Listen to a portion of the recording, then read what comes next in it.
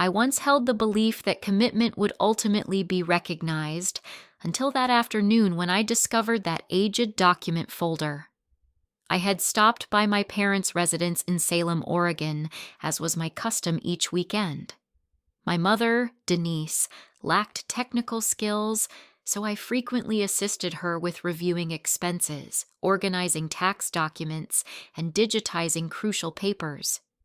That two-level red brick dwelling, the one I had financially supported for nearly 10 years and helped restore piece by piece, felt like my second residence. "Could you examine this for me?" she asked, passing me a disorganized pile of documents before returning to tend her orchids in the rear yard. I settled at the dining room table, sorting through the stack until I spotted a substantial cream-colored envelope marked in thick letters, "Estate Plan and Will." I paused, not from curiosity, at least that's what I convinced myself, but because I wanted to ensure everything was properly arranged. I had always been the one concerned about such matters, the one who prevented the family from crumbling apart. However, when I turned to the asset distribution section, I experienced a constricting sensation in my chest. Everything, and I truly mean everything, my parents possessed, the house worth over $450,000, their savings, the recent SUV, even Mom's wedding band, was explicitly designated to go to Samantha, my younger sister. Not one word, not a single reference to me beyond the generic phrase, "We love both our daughters." I gripped the document, my knuckles becoming pale. Every recollection of maintaining 2 jobs to assist with their mortgage payments, of traveling through blizzards to deliver Mom's prescriptions, of repairing plumbing and replacing roof tiles, each memory felt as though it had been erased by that impersonal printed statement. I heard my mom return to the house, her steps gentle behind me. "Hannah, did you locate the statement?" I rose, will in hand, and faced her. My voice remained steady, unnervingly steady. "Mom, is this authentic?" She became motionless, her gaze shifting to the paper I held. "Oh, Hannah, that—" "What does that signify?" I interrupted, my throat constricted but each word precise. "A lifetime of caring for you and Dad, and I'm dismissed as if I never mattered." My father, Richard, entered from the family room at that moment, coffee cup in hand. He placed it down with a sigh, as though he was about to discuss the weather. "You don't need to respond like this, Hannah. You're managing well. Samantha, she's still finding her way." I released a laugh, humorless and bitter. "Finding her way? She's 30. She switches employment every 3 months, survives on YouTube income, and cannot afford her own phone service. I'm the one who covered your mortgage for the past 3 years, the one who repaired the roof last winter, the one who's maintained this house from collapse, dollar by dollar." My mom moved forward, placing her hand over mine as if that gesture could soothe me. "Don't analyze it too deeply. I simply wanted your sister to feel protected." I withdrew my hand, nodded slightly, my stare ice cold. Protected. And what about me? The only one who's maintained this place all these years. They remained silent. I returned the will to the table like surrendering a declaration of battle. "Thank you for revealing where I truly stand." I walked toward the door without glancing back. No one called after me, and for the first time in years, I didn't experience pain. I simply felt vacant, a quiet, hollow type of emptiness that froze me to my core. I never returned to that residence after uncovering the will. 2 weeks elapsed in silence. No calls, no texts, as if I had never existed in their universe. I convinced myself that if they possessed even a fragment of conscience, they would contact me. But instead of an apology or explanation, what I received was a message from Dad. "Hannah, This month's mortgage payment is due. Can you send it soon? Deadline's Friday. I sat stunned, staring at the message in shock. Part of me nearly laughed. No reference to what had occurred, no inquiry if I was all right, just a demand, as if I were their automatic teller machine. I responded, every word like frost. I think Samantha can manage it. That house belongs to her now, right? Then I set my phone aside and didn't await a response. 10 minutes later, the screen illuminated again. This time it was Mom. Hannah, don't do this. We need to discuss this. I didn't reply. I wasn't sorrowful. I wasn't even furious anymore. Just a type of merciless clarity had replaced every fragile hope I once harbored. For years, I believed my sacrifices would be recognized. I was mistaken, and I had no desire to continue playing rescuer. 3 days later, the following message arrived from Samantha. You're overreacting. Mom and Dad didn't intend it that way. You've always been independent, and I'm just not. You understand that. I typed deliberately, each word slicing through my sister's false facade. Then demonstrate you deserve what you've been granted. Begin by covering the mortgage. No reply. Another week passed in silence until one Monday morning, while I was enjoying coffee in my kitchen, my phone buzzed with a transfer request. Exactly $2,900 from my mom. No message, just a cold withdrawal request, as emotionless as how they'd excluded me from everything. I hit decline without hesitation. Minutes afterward, the phone rang. It was Mom. I allowed it to ring 4 times, then declined the call. A message followed immediately. Hannah, I know you saw it. Why did you decline? I closed my eyes, took a deep breath, and responded, because it's no longer my obligation. Ask Samantha. For the first time in my life, I felt like I had authority. I wasn't the one scrambling to repair damage I didn't cause. I wasn't sacrificing my entire youth to mend other people's mistakes. 3 days later, Samantha texted again. You're being so selfish. Didn't you always say family comes first? I reread that message repeatedly. Family. The family she referenced was the same one that treated me like an outsider, like a walking bank account. I replied with one sentence. Family is about equality and respect, not exploiting someone until they're no longer beneficial. After that, there were no more messages. Silence settled over everything, but this time it didn't feel isolating. It felt like relief, a release from a burden I'd carried for far too long. But deep down, I knew this silence was only the beginning, because they'd return when no one else would assist, when the house faced foreclosure risk, when Samantha, with all that inheritance, still wouldn't know how to pay a bill punctually. And when that moment arrived, I'd be prepared, not to rescue them, but to demonstrate that I was no longer the one who would sacrifice without receiving so much as gratitude. The next message from Samantha arrived near midnight while I was halfway through a historical novel and sipping hot tea. The phone lit up, and I didn't even need to open it to anticipate the tone. You're blowing this way out of proportion. Everyone's already stressed out. Why are you choosing now to be dramatic? It's just a few payments. You've always done it. A dry laugh escaped my lips without any humor at all. Just a few payments. Easy to say when you've never paid a utility bill in your life. I typed back, I'm not being dramatic. I'm being clear, and you better get accustomed to it. Less than a minute later, she replied, You're seriously selfish. Exactly. You didn't think. Like always. Samantha fell silent. I stepped out and pulled the door shut behind me. This is the lesson you need to understand. Everyone stumbles, but no one develops if someone's always there to cushion them. You're really going to let them lose the house? I'm not letting anything occur. They made their decision. Now they live with it. I turned away, leaving Samantha standing alone in the building's corridor. 3 days later, I encountered Ben, an old classmate turned real estate agent, at a networking event at the local arts center. I was just about to tell him about the photography project I'd been developing when he interrupted, eyes widening.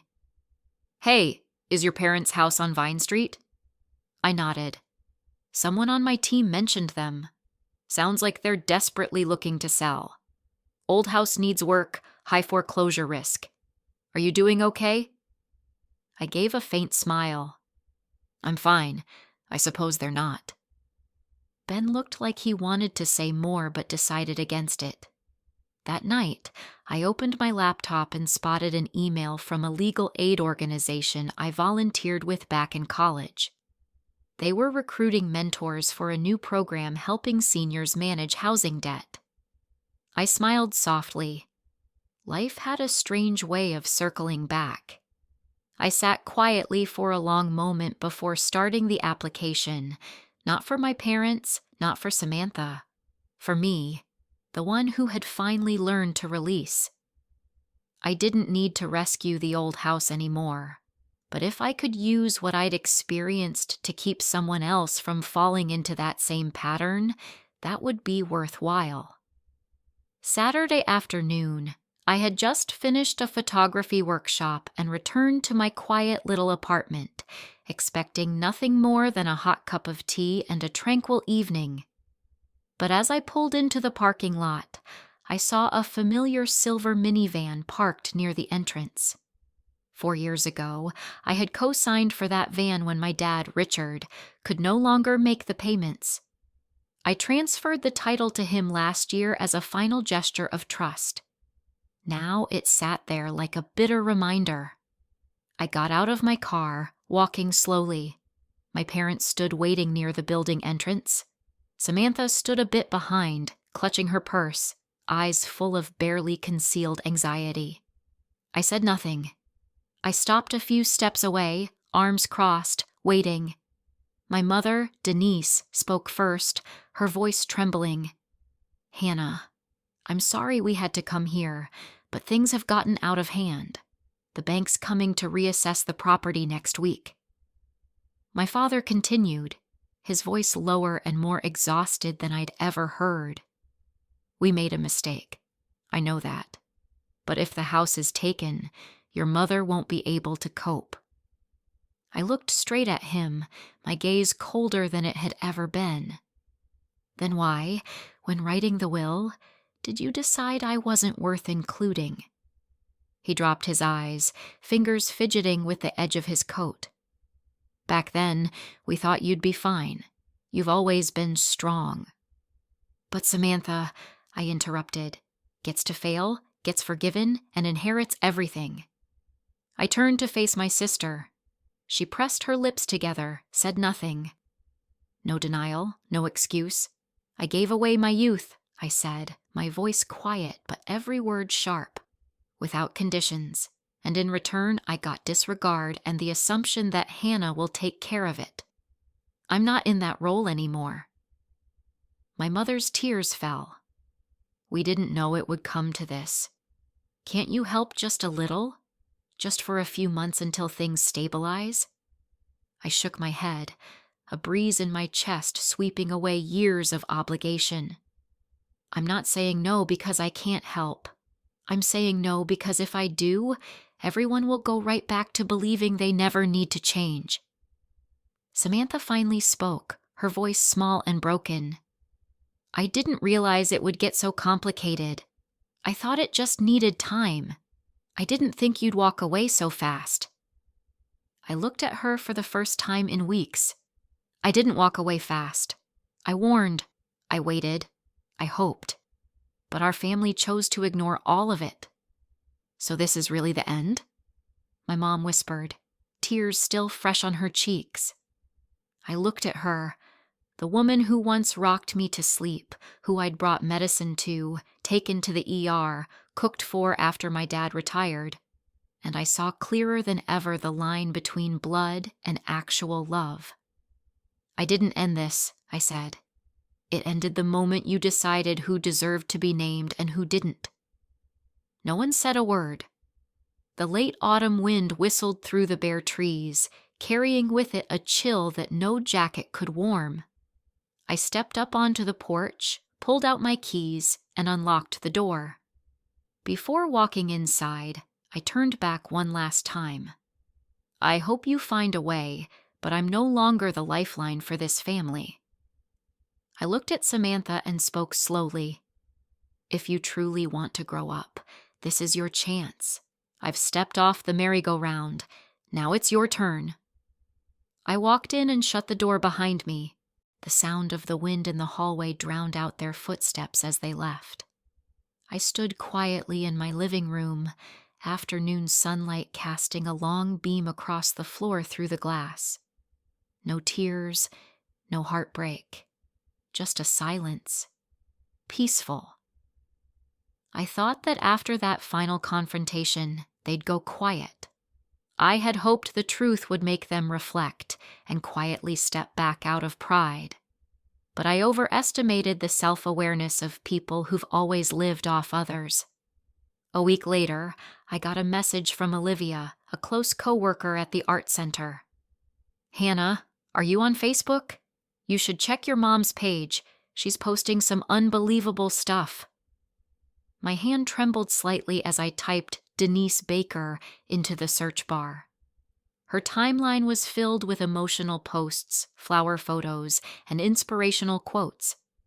But what made me freeze was one standout post with a picture of our old house attached. It's heartbreaking when your own daughter turns her back on family, abandoning sick and aging parents, refusing to help in our time of need after everything we sacrificed for her. Over 80 shares. The comments were full of sympathy, comfort, and judgment for the ungrateful child. I bit my lip, scrolling further, and saw another post, this one from my dad, Richard. "We thought Hannah was someone who loved her family, but when we needed her the most, she walked away without a word. The house is about to be taken, and she acts like nothing's happening." Then came a post from Samantha with a clearly mocking tone. "Some people are only kind when they're above you, looking down. But when family asks them to step down and help, they choose silence. That's today's version of strong, I guess." I gripped my phone tighter. I wasn't angry. I wasn't even shocked. I was tired. When guilt didn't work on me anymore, they turned to public shaming. But they forgot one thing.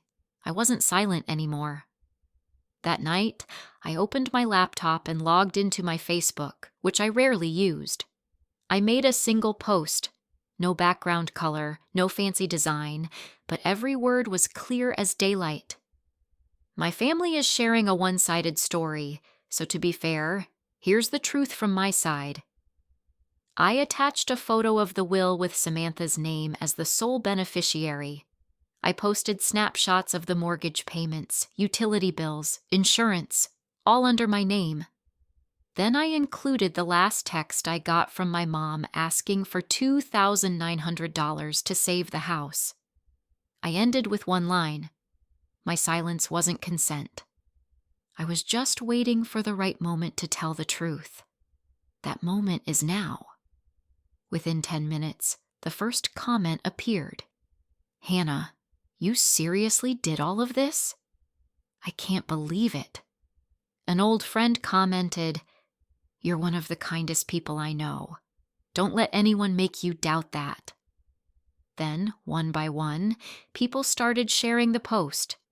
Some who had known my parents chimed in, many expressing surprise.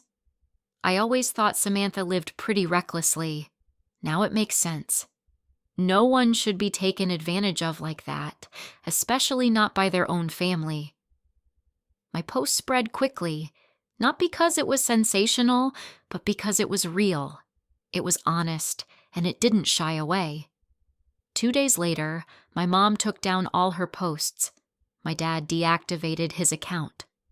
Samantha changed her profile picture to a black and white flower, the vague, dramatic move she always made when things slipped out of her control.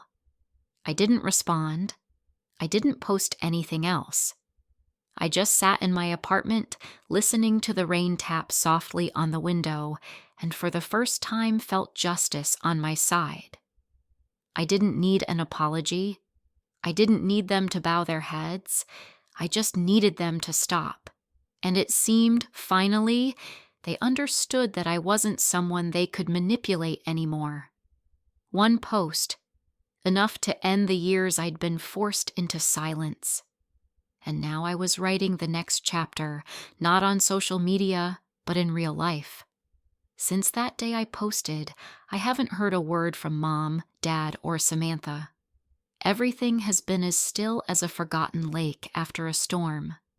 But not the silence of waiting. This was the silence of acceptance. They had lost the only person who always came back after they broke everything. I was the opposite. I began to truly live. Every Monday morning, I headed to the art center to teach my first photography class for high school students. The way their eyes illuminated holding a camera for the first time, the way they viewed the world through a lens, it reminded me that not everyone sees the same thing, and sometimes you have to choose your own perspective.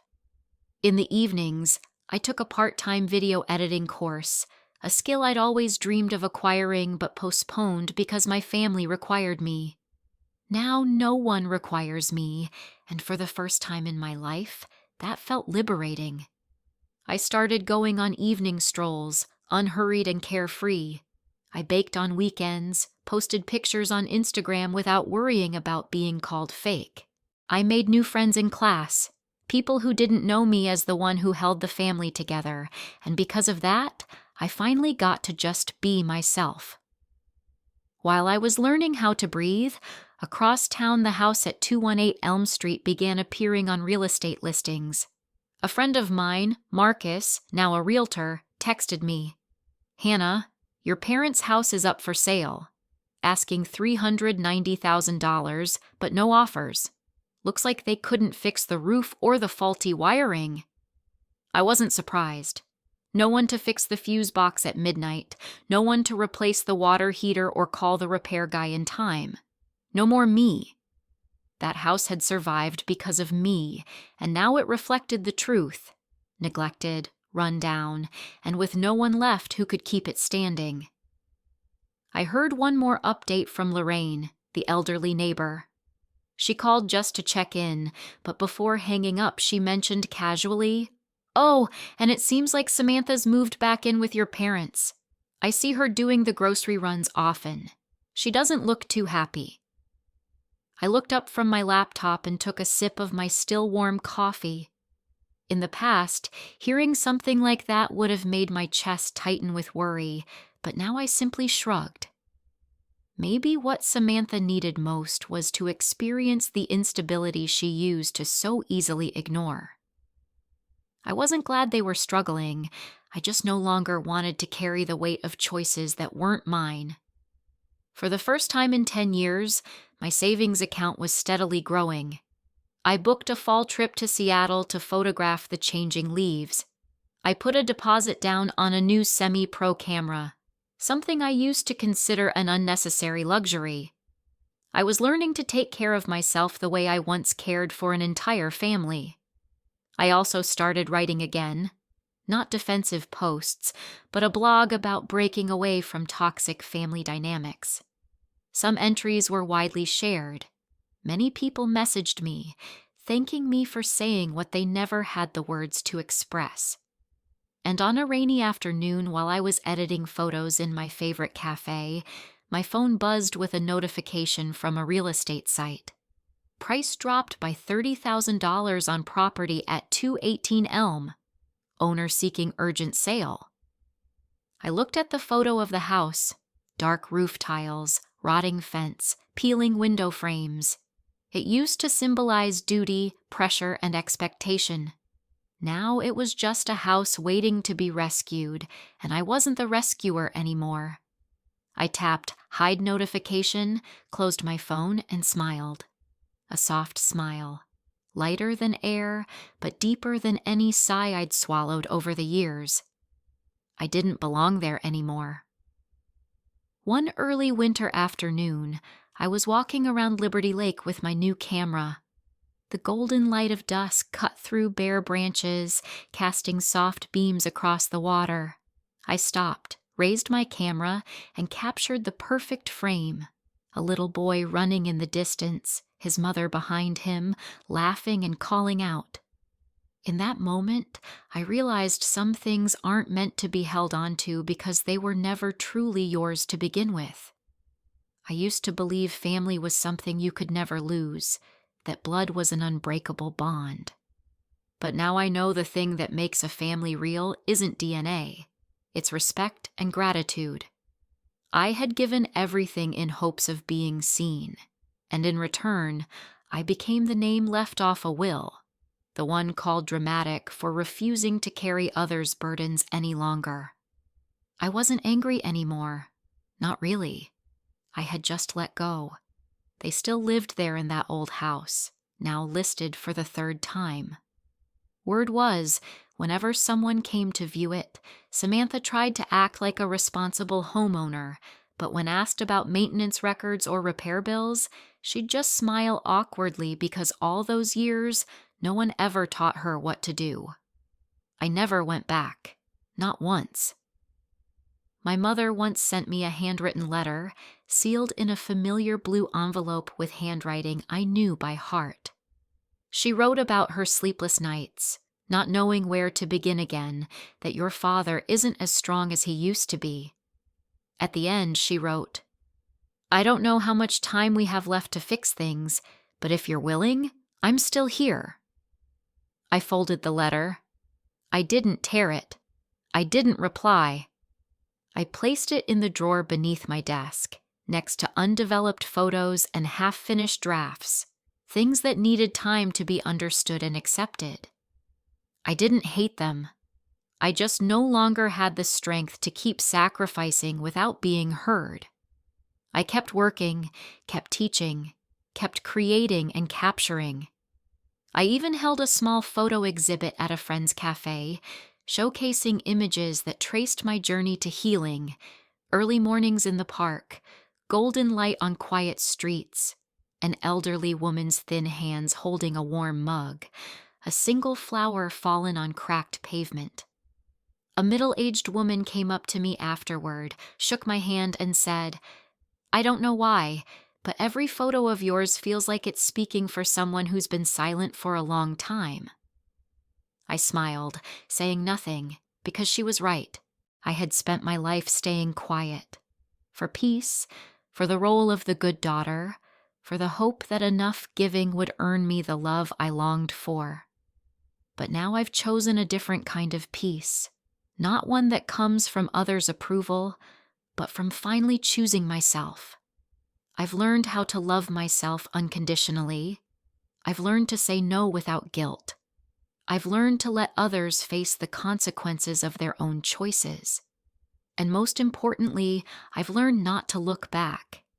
They're still my family on paper, in memory, but they're no longer at the center of my every decision.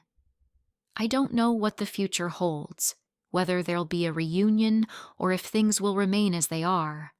But that doesn't matter anymore, because in the end, I finally understand. Family isn't just the people who share your last name. Family is the people who value your presence, the ones who don't treat your kindness like a duty, the ones who make you feel seen and chosen. And if none of them can do that, that's okay, because I have a family, me, and I don't need to look anywhere else. My story isn't a tragedy, it's an awakening. I once believed that love and sacrifice would always be rewarded, that family was unshakable. But the truth is, no one deserves to be taken for granted, not even by their own blood. I've learned to set boundaries, to walk away when necessary, and to choose myself without regret. Now I live with lightness, freedom, and peace, not because they changed, but because I changed myself. What do you think about Hannah's decision? Was she too harsh, or was this the only way to truly protect herself? Share your thoughts in the comments below, and don't forget to follow the channel for more heartfelt stories about real family dynamics.